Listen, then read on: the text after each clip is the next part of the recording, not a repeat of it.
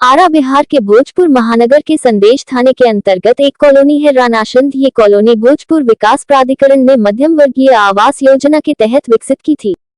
इसी कॉलोनी के B block में राम अपने परिवार के साथ रहता था। राम के परिवार में पत्नी काजल के अलावा दो बेटियां पूनम पिंकी के अलावा एक बेटा अशोक था। राम पनकी स्थित एक फैक्ट्री में काम करता था।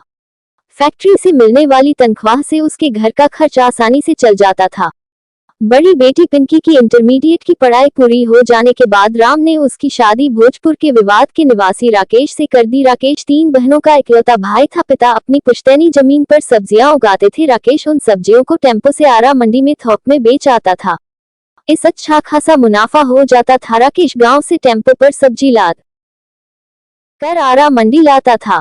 आरा से कोरी कॉलोनी ज्यादा दूर नहीं थी, इसलिए वह हर तीसरे चौथे दिन ससुराल पहुंच जाता था। नई नई शादी हुई हो तो दामाद के लिए ससुराल से बेहतरीन कोई दूसरा घर नहीं होता। इसका एक कारण भारतीय परंपरा भी है। दामाद घर आए तो सभी लोग उसके आगमन से विदाई तक पर कपावड़े बिछाए रहते हैं।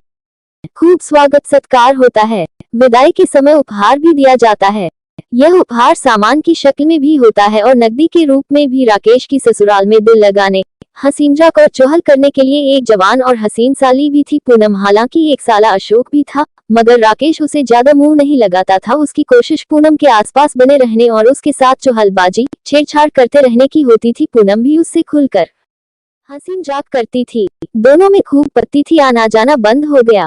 हाँ, फुर्सत मिलने पर वह ससुराल में हो आता था। पत्नी चाहे जितनी खूबसूरत हो, उसका नशा हमेशा नहीं रहता। वह जितनी तेजी से चढ़ता है उतनी ही तेजी से उतरने भी लगता है। शादी के 2 साल बाद ही राकेश को पिंकी बासी और उबाऊ लगने लगी। पत्नी से मन उचटा तो कुंवारी और हसीन साली पूनम में रमने लगा। मन नहीं माना तो राकेश ने फिर से ससुराल के फेरे बढ़ा दिए। पर इस बार राकेश का ससुराल आना बेमकसद नहीं था। उसका मकसद थी पूनम, लेकिन पिंकी को पति के असली इरादे की भनक नहीं थी।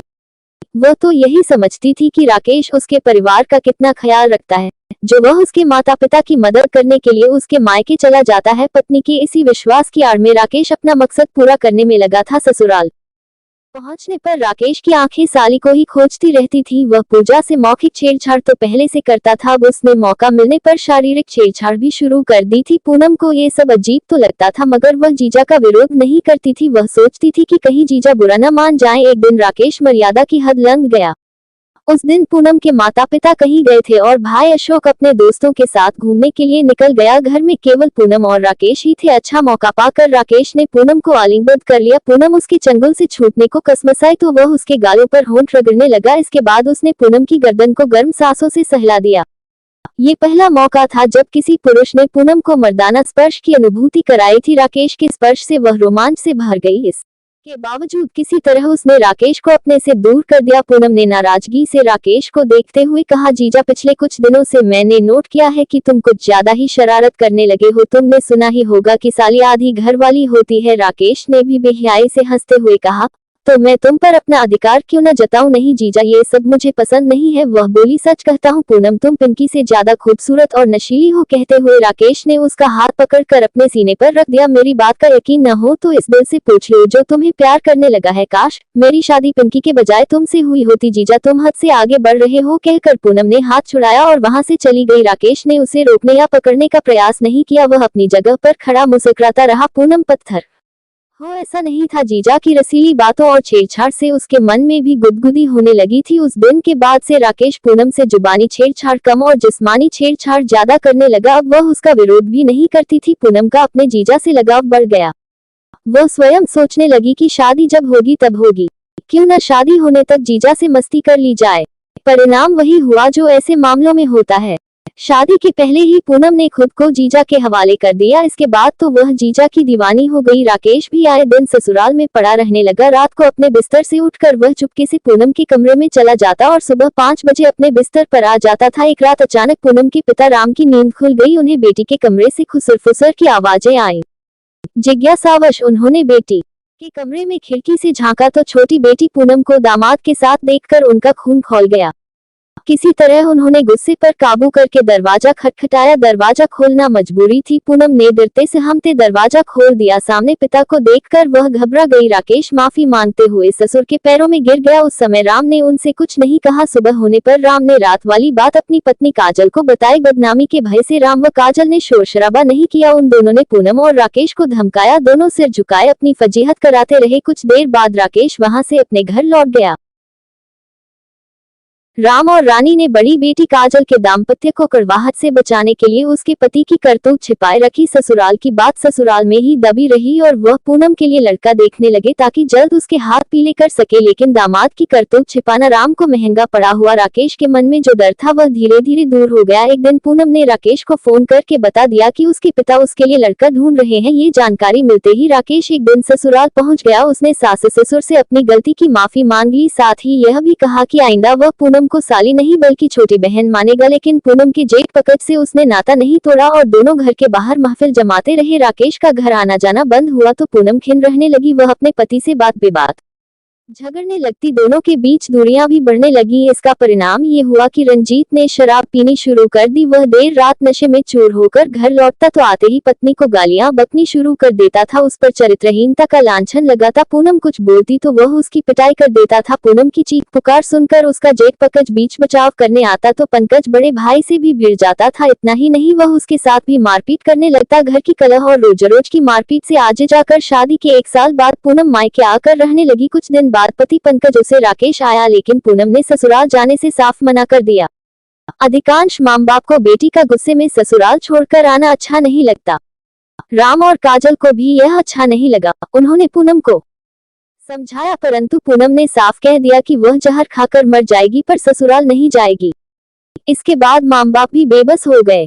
जब राकेश को पता चला कि पूनम गुस्से में ससुराल से मायके आ गई है तो उसकी खुशी का ठिकाना नहीं रहा। उसने ससुराल आकर पूनम से मुलाकात की भी। उसने पूनम द्वारा उठाए गए कदम को सही ठहराया और उसकी हर संभव मदद करने का भरोसा दिया। पूनम की मदद के बहाने राकेश अब फिर ससुराल आने लगा। उसने फिर से पूनम से नाजायज संबंध बना लिए। पंकज ने पूनम को जितना प्रताड़ित किया था वह उसके बदले उसे सबक सिखाना चाहती थी। इसके लिए उसने जीजा राकेश के सहयोग से नौबस्ता थाने में पति पंकज के खिलाफ दहेज उत्पीड़न की रिपोर्ट दर्ज करा दी। पुलिस ने पंकज को दहेज उत्पीड़न के आरोप में गिरफ्तार कर जेल भेज दिया। पंकज कुछ दिनों बाद किसी तरह जमानत कराकर जेल से बाहर आ गया। जमानत मिलने के बाद पंकज ने बड़े भाई बहादुर पर मामले को रफा दफा करने का दबाव डाला लेकिन बहादुर ने साफ मना कर दिया। तब पंकज ने बड़े भाई से जमकर झगड़ा और मारपीट की। बहादुर उसकी ससुराल वालों के पक्ष में था। पूनम को लेकर दोनों भाइयों के बीच रंजिश बढ़ गई। हाँ, इतना जरूर था कि पंकज की बहन मीना तथा भाई सुशील व अजय उसके पक्ष में थे और उसकी हर संभव मदद करते थे। वैसे भी राकेश कोई गैर नहीं साढ़ू था, इसलिए पंकज ने उसे माफ करते हुए कहा, ठीक है भाई साहब, मैंने तुम्हें माफ किया, मगर गलती दोहराने की कोशिश मत करना, ठीक है? आइंदा गलती नहीं होगी। लेकिन मैं चाहता हूँ कि इस खुशी में आज तुम मेरे साथ पार्टी करो, तब मैं समझूंगा कि तुमने दिल से मुझे माफ कर दिया है। जब तुम ये बात कह रहे हो तो मुझे मंजूर है। इसके बाद राकेश और पंकज ने ठेके पर जाकर शराब पी। राकेश ने जानबूझकर पंकज को कुछ ज्यादा पिला दी। घर वापसी में राकेश ने भभुआ हाईवे पुल पर मोटरसाइकिल रोक दी। पंकज भी रुक गया। इसके बाद राकेश ने बहादुर को भी बुला लिया। योजना के मुताबिक राकेश ने पंकज की मोटरसाइकिल हाईवे किनारे पलट दी। फिर राकेश भी बहादुर ने पंकज को दबोच लिया और दोनों ने मिलकर चाकू से पंकज की गर्दन रेत दी। दुर्घटना दर्शाने के लिए उन लोगों ने उसके शव को सड़क किनारे फेंक दिया।